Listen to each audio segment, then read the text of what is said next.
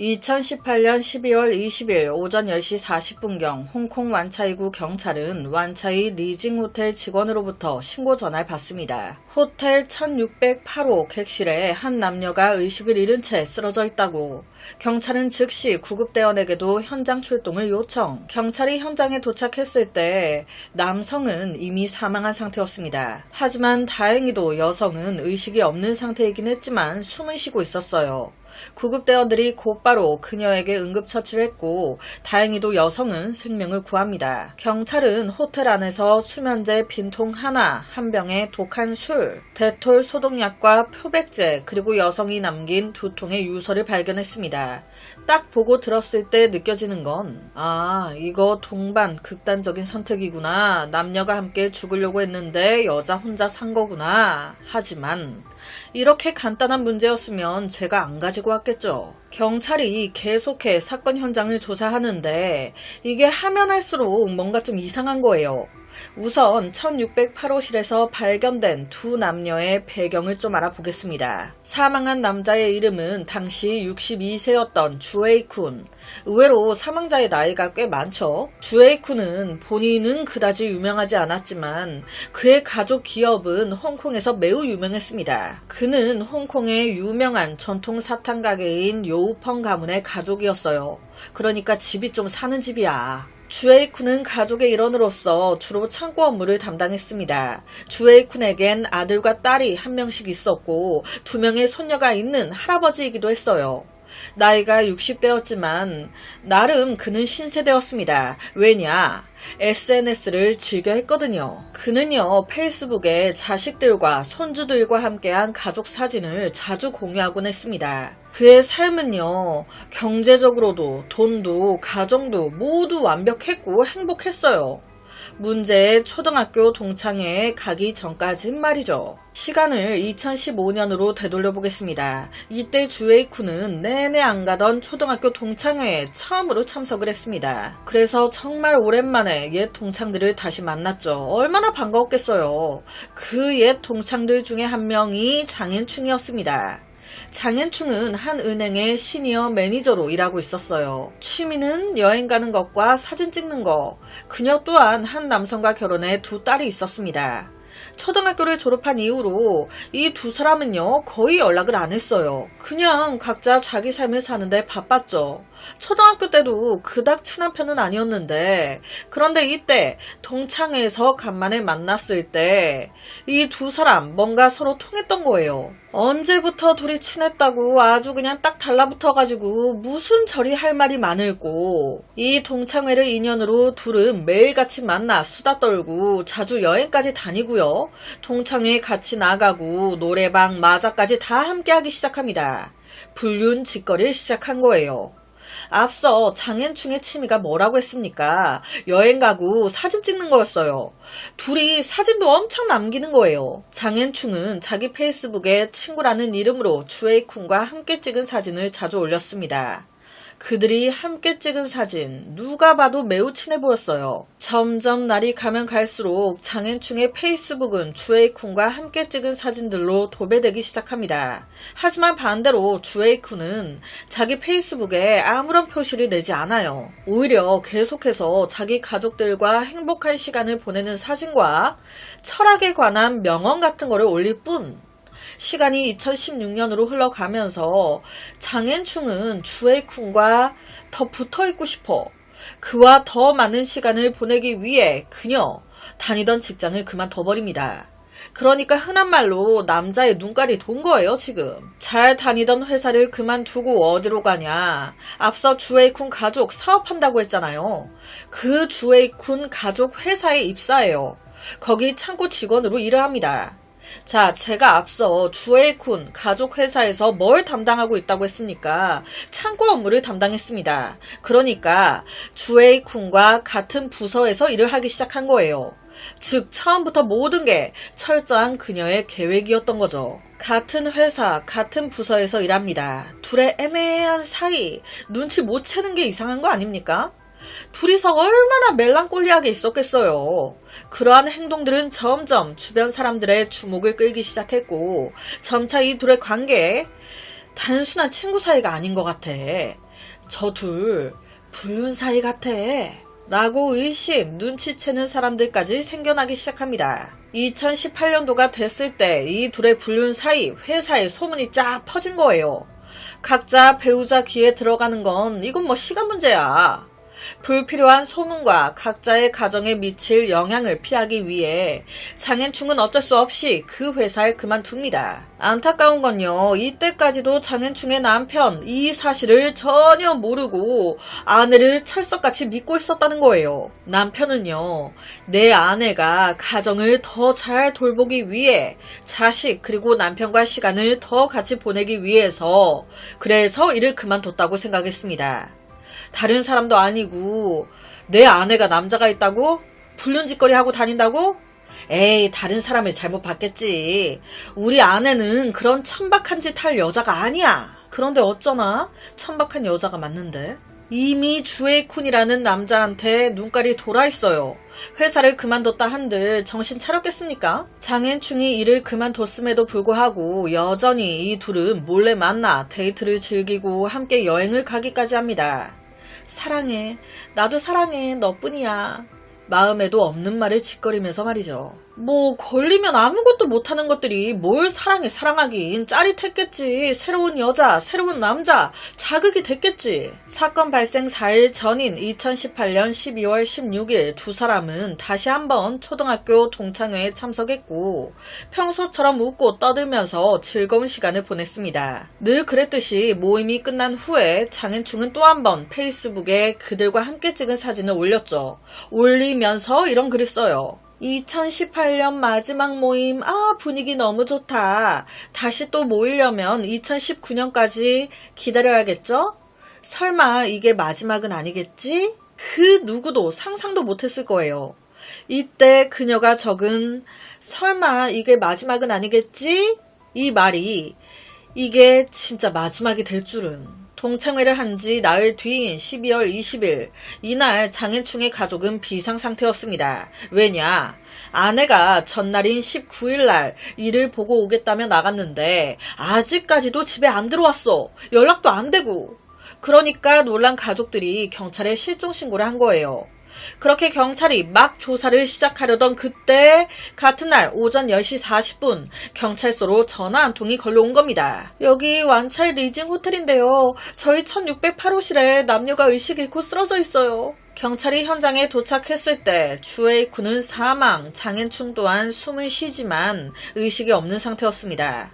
도대체 이 방 안에서 이 두 사람 무슨 일이 있었던 걸까요? 조사 결과 이 객실을 예약한 사람은 장현충이었습니다. 이 두 사람은 12월 19일 날 이 호텔로 같이 들어왔어요. 경찰은 객실 안에서 빈 수면제 통을 발견했습니다. 그 수면제 통이요, 안에 수면제 약 50알 정도가 들어있는 거였거든요. 그런데 발견 당시 그 통 안이 비어 있었어요. 50알 정도 되는 수면제, 이거 다 어디로 갔을까? 한 번에 다 먹은 것 같은데? 이 외에도 현장에서 한 병의 독한 술과 정체불명의 액체가 담긴 갈색 와인병, 그리고 컵도 발견됐습니다. 거기다 화장실에서 데톨 소독약과 표백제가 나와요. 호텔 서랍 안에선 포장도 뜯지 않은 칼까지 나옵니다. 또한 현장에서 장현충이 쓴 2통의 유서도 발견됐는데 그 내용이 난 내 삶이 전혀 만족스럽지 않아. 더 이상 살고 싶은 의욕이 없어. 죽는 게 나을 것 같아. 플러스로 사후 재산 분배에 대해서도 적어놓은 상태였어요. 부검 결과 주에이쿤의 몸에서 뚜렷한 상처 전혀 나오지 않고요. 방 안에도 싸운 흔적 없었어요. 자, 여러분 여기까지 들으셨을 때 좀 이상한 점 없나요? 경찰은요, 맨 처음에 이 두 사람 같이 죽으려고 했구나 이렇게 생각을 했단 말이에요. 그런데 뭔가 좀 이상해. 뭐가 이상한 걸까? 둘 다 죽으려고 했다는데 방 안에 있던 포장도 뜯지 않은 칼은 뭐야? 같이 죽으려고 했다는데 소독약과 표백제는 또 뭐야? 뭔가 방 안에 있는 물건들이 좀 다른 말을 하고 있는 것 같은 거죠. 혹시나 몰라 조사해 봤더니 이 모든 물품들 장앤충이 다 가지고 들어온 거였습니다. 그리고 정말 이상하죠? 둘이 같이 죽으려고 했다는데 왜 유서는 장앤충 것만 나온 걸까? 주에이쿤은 유서를 안 썼어? 거기다 갈색 와인병에 정체불명에 확인되지 않은 어떤 약물이 섞여 있었어요. 주에이쿤이 죽은 결정적인 이유는 이 술에 섞인 정체불명의 약 때문이었습니다. 그런데 반대로 수면제 빈통도 나왔잖아요. 처음에 경찰은 이거를 주에이쿤이 다 먹은 줄 알았는데 아니요. 이 약을 다 먹은 사람은 장앤충이었습니다. 대충 그려지는 게 주에이쿤은 사건 당시 아무것도 모르고 술을 마신 거예요. 거기에 이상한 약물이 타져 있는지도 모르고 말이죠. 그리고 죽은 거지. 그런데 이렇다 하기에도 또 이상한 게 법의학자가 주에이쿤의 사망 시간을 자정 밤 12시쯤으로 추정했어요. 그런데 주에이쿤이 사망하고 2시간 후인 새벽 2시쯤에 장앤충이 자기 페이스북에 사진을 하나 업데이트했어. 주에이쿤과 둘이 같이 찍은 사진 속에서 그녀는 주에이쿤의 어깨에 바짝 기대 매우 다정한 모습을 보였습니다. 사진과 함께 남긴 글은 당신이 나와 함께 간다면 60세는 여한이 없습니다.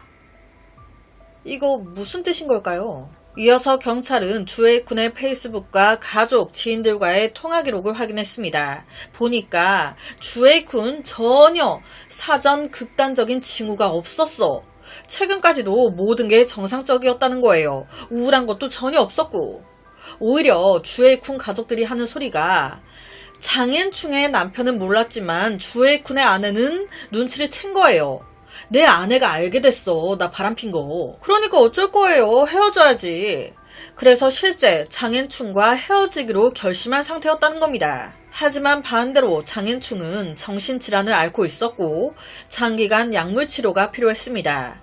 여기까지 들으셨을 때 라인이 좀 잡히지 않나요? 주에이쿤이 헤어지자고 하니 계획하에 죽였네. 내가 못 가지면 아무도 널 못 가져. 넌 내 건데 누구 마음대로 헤어져? 그럴 바엔 그냥 같이 죽자. 죽어서 함께하자. 즉 장앤충이 일방적으로 계획한 동반 극단적인 선택 아닌가. 주에이쿤은 전혀 죽을 생각이 없었는데 주에이쿤이 죽은 걸 확인한 후에 본인도 수면제를 다 삼킨 거죠. 그런데 이거 뭐 죽으려고 했던 여는 안 죽고 죽을 생각이 없었던 남자만 죽어버린 거 아니에요. 병원으로 옮겨진 장앤충은 생명에는 지장이 없다고 확인했지만 그녀의 정서가 매우 불안정해 입원 관찰이 필요했습니다. 따라서 당시 경찰은 그녀에게서 어떠한 이야기도 들을 수가 없었어요. 사건 발생 후 장앤충의 남편이 소식을 듣고 병원으로 급하게 달려왔습니다. 하지만 곧 경찰에게서 모든 이야기 듣고 충격에 빠졌죠. 12월 24일 장앤충이 퇴원하자마자 경찰은 바로 그녀를 살인 혐의로 체포, 경찰서로 데려가 신문을 시작했습니다. 장앤충이 하는 말이 자기가 수면제를 먹은 건 맞다는 거예요. 그런데 주에이쿤은 묵비권인 거예요. 아무 말을 안 해. 하지만 시야로 없죠. 살인 혐의로 기소가 되는데 재판 전후로 이런 범인들 교도소에 있잖아요. 이때 그녀 교도소 내에 있는 의사에게 심각한 우울증으로 극단적인 선택 가능성이 높다는 진단을 받습니다. 즉시 교도소가 아닌 정신병원으로 보내야 한다고. 그렇게 정신병원에 있으면서 진단을 다시 받게 되는데 진단 결과는 장앤충 우울증 없다, 극단적인 선택 가능성 거의 없다 라고 나옵니다. 이렇게 해서 장앤충은 다시 원래 교도소로 옮겨가요. 그렇게 한 몇 달간 괜찮은 듯 보였습니다. 그런데 2019년이 딱 되면서 갑자기 상황이 악화됩니다. 2019년 5월 이 여자가 갑자기 왼쪽 얼굴을 못 움직여. 막 웃는데 왼쪽만 그대로인 거예요. 오른쪽으로만 웃고 있어. 왼쪽 눈을 깜빡이는 것조차 힘들어지기 시작합니다. 그래서 바로 병원으로 옮겨져요. 이때 의사는 그녀가 뇌졸중이나 신경성 감염을 앓고 있을 가능성이 있다고 진단했습니다. 다행히도 치료를 받은 후에 장앤충은 5월 말에 퇴원, 다시 원래 있던 교도소로 가게 돼요. 그런데 또 바로 며칠 뒤 6월 8일 그녀 화장실에서 청소를 하던 도중에 또 쓰러집니다. 급히 병원으로 옮겨지는데 이때 이송되는 과정에서 그녀 심장이 약 13초 정도 멈춰요. 다행히 응급처치를 받아 다시 뛰긴 했지만 의사들은 그녀의 장과 위 사이에 천공이 생겨 계속해 출혈이 일어나고 있음을 발견했습니다. 의사들은 최선을 다해 치료했지만 점점 그녀의 상태는 안 좋아지기 시작해요. 결국 병원으로 옮겨진 지 하루 만에 6월 9일 오전 11시 2분경 그녀 병원에서 치료 중 사망합니다. 이때 그녀 나이 62세였어요.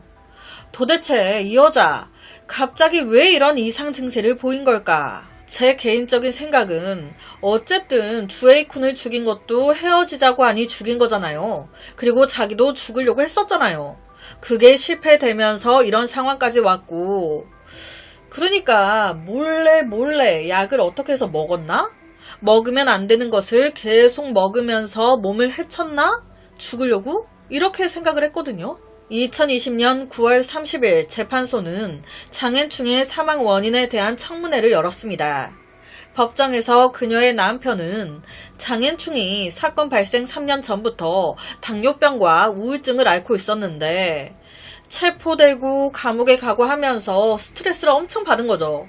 그래서 병세가 급속히 악화가 된 것 같다고. 결론은 그녀의 사망 원인 자연사로 판결이 납니다. 원래 조사 중이었던 호텔 살인사건도 장앤충이 사망해 버리면서 중단됐죠. 사건에 연루된 두 사람이 모두 세상을 떠나버리면서 사건의 내막도 더 이상 추적하거나 조사하지 않게 됐습니다. 그날, 그 시간, 그 공간에서 무슨 일이 있었던 걸까요?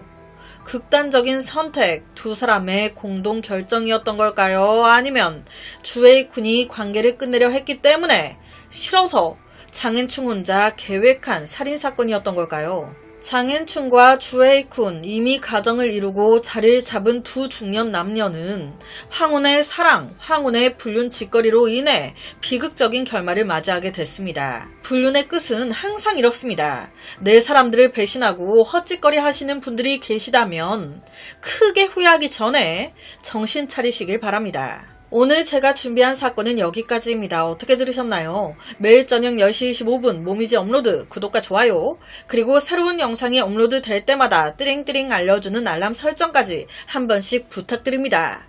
내일 저녁 또 다른 사건으로 찾아뵙겠습니다. 내일 봬요.